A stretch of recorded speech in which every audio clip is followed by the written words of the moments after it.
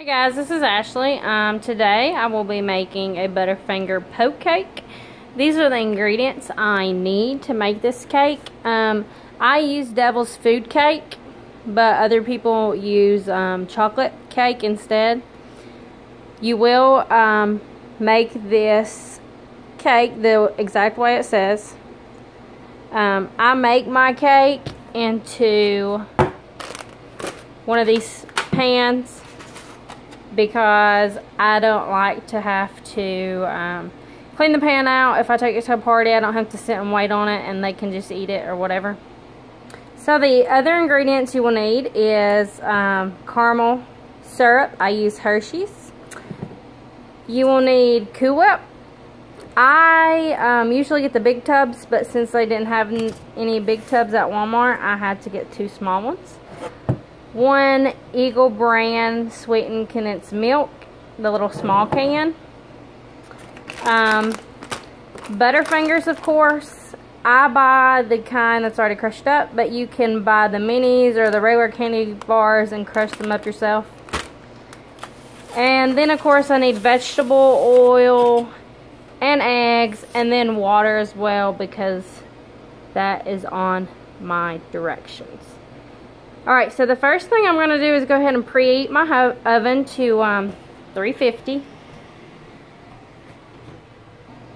I have preheated my oven, and now I am getting my mixing bowl out, and now I'm going to get my mixer out.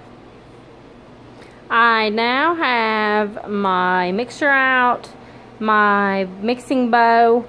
I've preheated my oven, and now I'm going to slightly grease my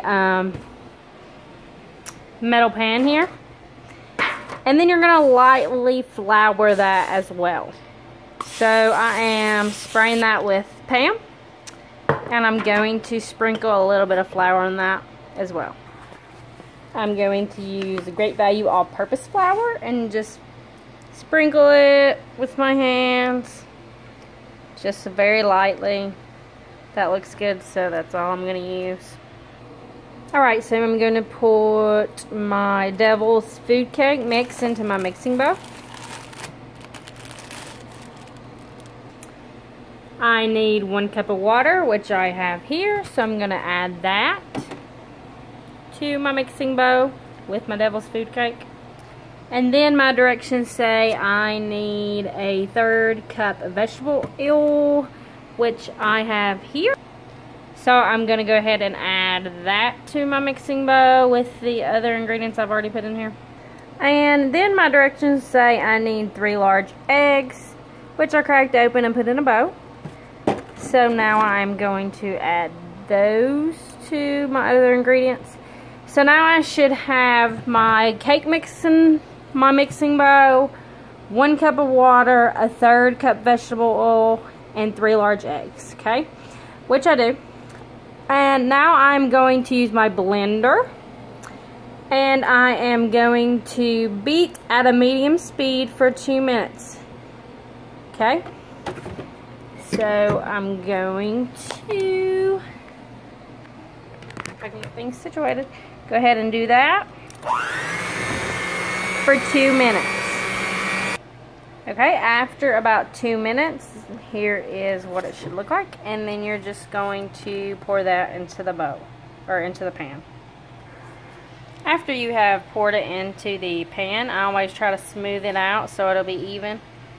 And after you have it smoothed out how you like it and you think it's going to be even when it cooks, just let it sit for about a minute so it will, you know, flatten out. It's not completely even out, but it's okay because you're going to have to poke holes in it when it's finished to put the rest of the ingredients in it. So at this time, it's time to put the cake into the oven and let it bake for 26 to 31 minutes. That is what the box says. So that's what we're going to do right now. And then after it's cooked, I'll let you see how it looks, and then we'll finish the rest of the steps. Okay, it's been 27 minutes. I'm going to get the cake out to check it. I always use a toothpick to check to make sure it is done. If there is hardly anything on the toothpick, that means it's done. So now we can move on to the next step. Okay, the next step is to make holes in the cake, or poke the cake, I guess you could say. I use a wooden spoon. You can use a straw. You can use toothpick to make tiny small holes. But this makes bigger holes. So it's easier for the other ingredients to sink down into the cake. And you just keep poking it. Kind of makes me upset to see a cake being destroyed, but this is how you make it. Okay, once you have all your holes that you want, you pour in the goodness of the condensed milk.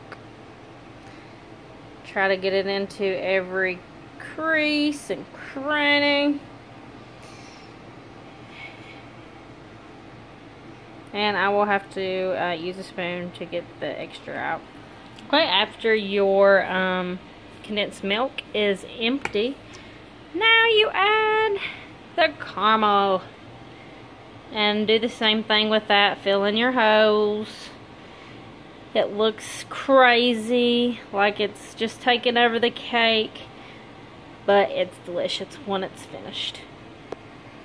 You do use the whole bottle of syrup. This is how it looks so far. You can let it cool for a little while, but I usually go ahead and get the Cool Whip out and put that on, so I will do that next. So you start out with one tub, but like I said, usually I use a big tub. So I am going to use 2 small tubs to bake up for my 1 big tub. So I'm going to go ahead and scoop that out and lay it on top of there, and then we'll smooth it out with the spoon. So I have my Cool Whip on here. Now I'm just going to smooth it out.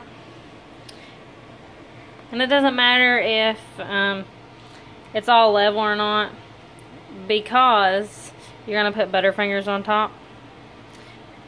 And it's going to cover all the imperfections of your cake. So I'm going to go ahead and do that. And now it's time for your Butterfingers. Like I said, I already buy the ones that's crushed up and crumbled. But you can buy just the pack and crush them yourself. But it's easier for me not to have to crush them. And then you just use however many Butterfingers you want. I use the whole bag that's crumbled up. Alright, and here is my finished product. I will put the lid on it and put it in the refrigerator. I usually keep it in the refrigerator overnight because it seems to moisten the cake more and let all the goodness soak in. So now you know how to make a Butterfinger poke cake. Thank you.